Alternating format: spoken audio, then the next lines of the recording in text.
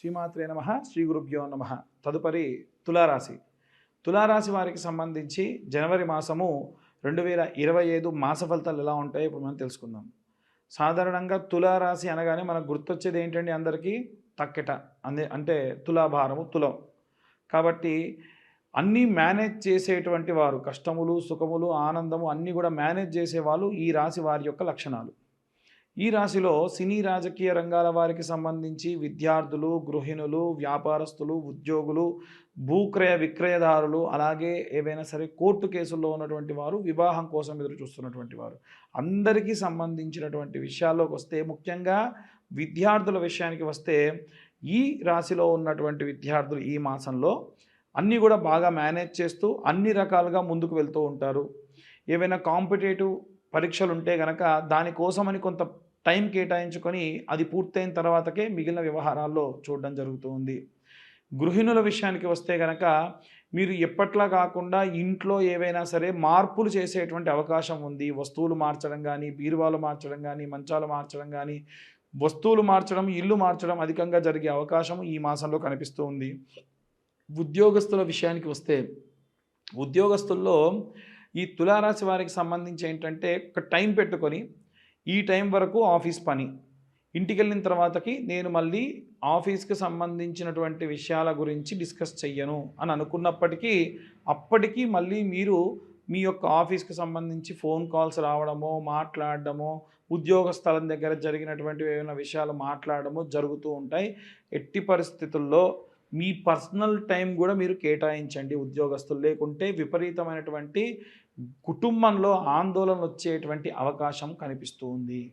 అలాగే ఎవరైనా వివాహం కోసం ఎదురు చూస్తున్న వాళ్ళు ఎవరైనా ఉన్నారనుకోండి, వివాహం కోసం చూస్తున్నటువంటి వారు ఒకవేళ వారి యొక్క వయస్సు 29 సంవత్సరాలు చేరుతుంది, 26 నుంచి 29 సంవత్సరాల మధ్యలో ఉంది, 29 దాటి 30-32 సంవత్సరాలు కూడా వెళ్ళిపోతున్నారు అంటే గనక, మగపిల్లలైతే కన్యాపాశుపతము, మగపిల్లవాళ్ళైతే కన్యాపాశుపతము, ఆడపిల్లలైతే వరపాశుపతం చేసుకోవడం చాలా మంచిది. ఈ పాశుపతము రుద్రంతో సంపుటీకరణం చేస్తూ శివుడికి అభిషేకం చేసి పంచదారతోని ఆ తర్వాతకి హోమం చేస్తారు.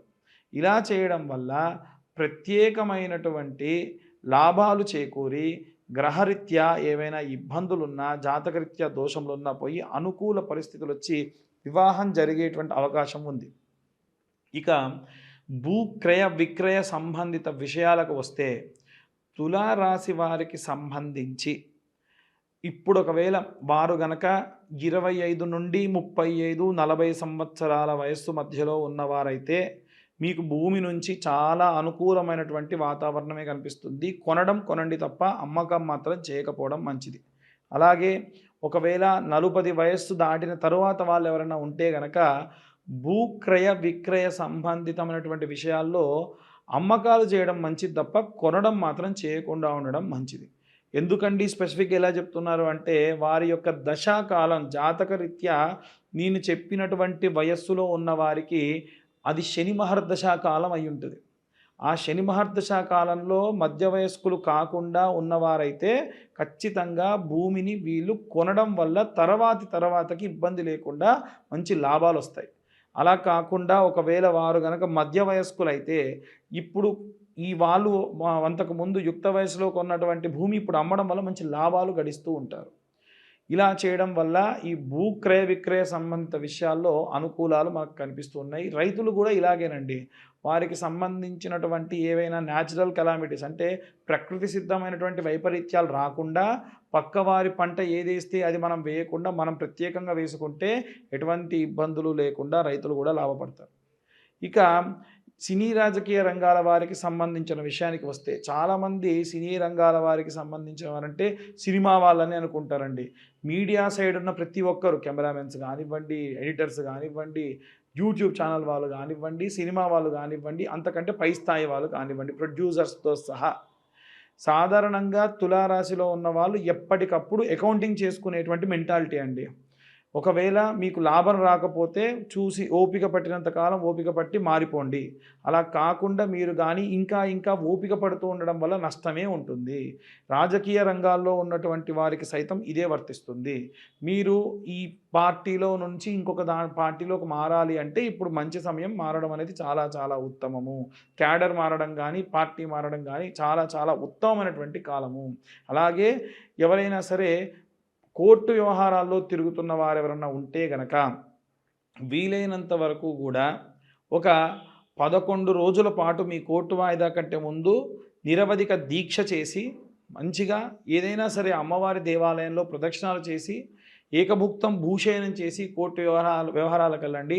అనుకూల పరిస్థితులు గోచరిస్తూ ఉన్నాయి. ఇవి ఈ యొక్క గోచారరీత్యా చెప్పేటువంటి విషయాలండి. పర్సనల్గా వారి జాతకం తెలుసుకోవాలనుకుంటే కింద కనిపించే నెంబర్కి కాల్ చేయొచ్చు, మీ జాతకం తెలుసుకోవచ్చు.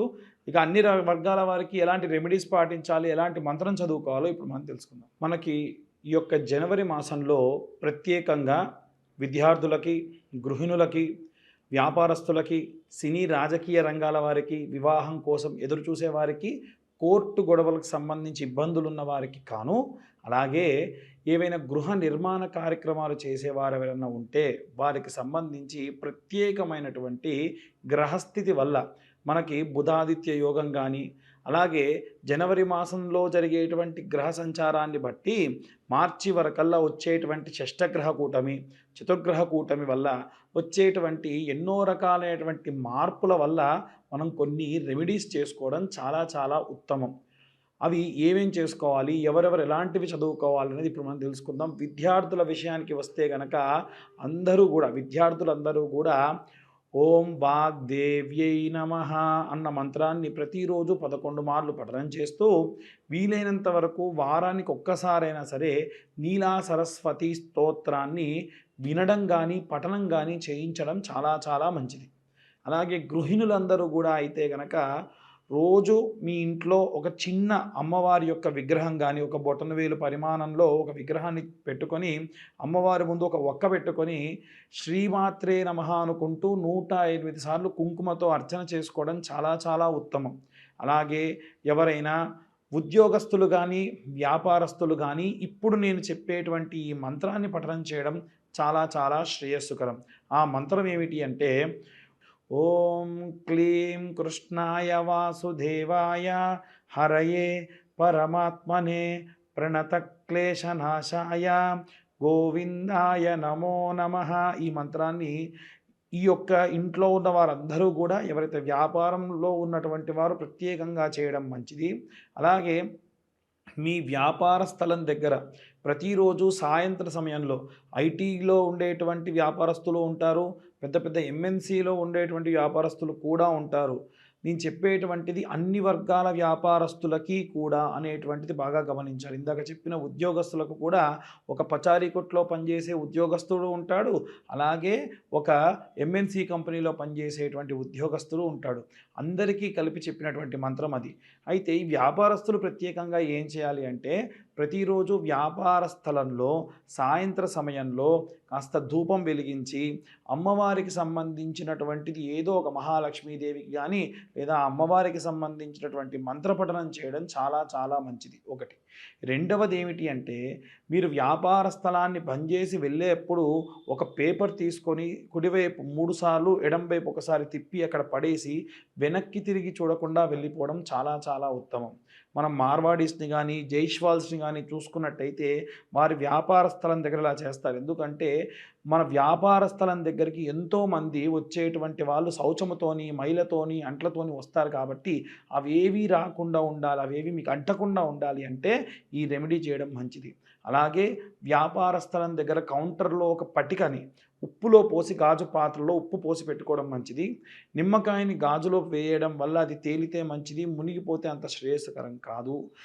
అలాగే మీరు క్లీనింగ్ చేసేటప్పుడు కొంచెం ఉప్పు పసుపు వేసిన నీళ్ళతోని క్లీన్ చేయించడం వల్ల కూడా సకల గాలి ధూళి యంత్ర మంత్రాల వల్ల వచ్చినటువంటి దోషాలు కూడా పోతాయి.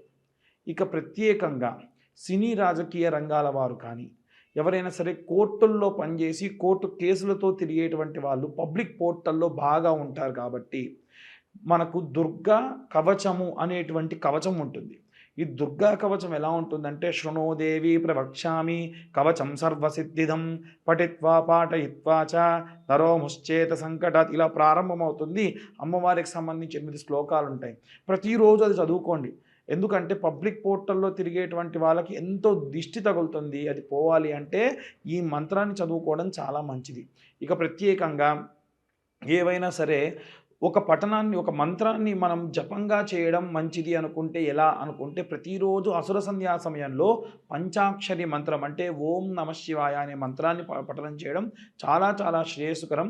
నిర్మాణ రంగంలో ఉన్న వాళ్ళైతే గనక శరవణ భవాయ విద్మహే కార్తికేయాయ ధీమహే తన్నో స్కంద ప్రచోదయత్. ఎందుకంటే ఆయన భూమిని చీల్చుకుంటూ పుట్టాడు కాబట్టి భూమికి సంబంధించిన మంత్రం, కుజుడికి సంబంధించిన మంత్రము, సుబ్రహ్మణ్య స్వామికి సంబంధించిన మంత్రం చాలా చాలా కాపాడుతుంది. ఈ యొక్క మంత్రపఠనాన్ని, రెమెడీస్ని ఫాలో అయ్యి అందరూ కూడా చాలా శ్రేయస్కరంగా ఉంటారని కోరుకుంటున్నా. అందరికీ కూడా మకర సంక్రాంతి శుభాకాంక్షలు, అలాగే నూతన ఆంగ్ల సంవత్సర శుభాకాంక్షలు. ఎవరైనా సరే జాతకాలకు సంబంధించి ఫోన్ చేస్తూ ఉన్నారు, దయచేసి వాట్సాప్ చేయండి. ఒకవేళ కాల్ చేయదలుచుకుంటే కింద ఇచ్చేటువంటి నెంబర్కి మీరు కాల్ చేయొచ్చు. పూర్తి జాతకాన్ని 60 పేజీల్లో క్యాలిక్యులేషన్స్ చేసి మీకు పంపించి పూర్తిగా మీతోని ఒక అరగంట సేపు మాట్లాడడం జరుగుతుంది. ఈ క్యాలిక్యులేషన్స్కి గాను మాకు కాస్త 3 నుంచి 4 గంటల సమయం పడుతుంది. గతంలో చాలామంది 5,000, 6,000 తీసుకునేవారు ఉన్నారు. కానీ కేవలము 1,521 రూపాయలు మాత్రమే తీసుకుంటూ అందరికీ కూడా ఈ జాతక వసతిని కలిగిస్తూ ఉన్నాము. ఎవరన్నా కావాల్సి ఉంటే కింద కనిపించే నెంబర్కి ఫోన్ ఆర్ వాట్సాప్ చేయగలరని కోరుతున్నాము.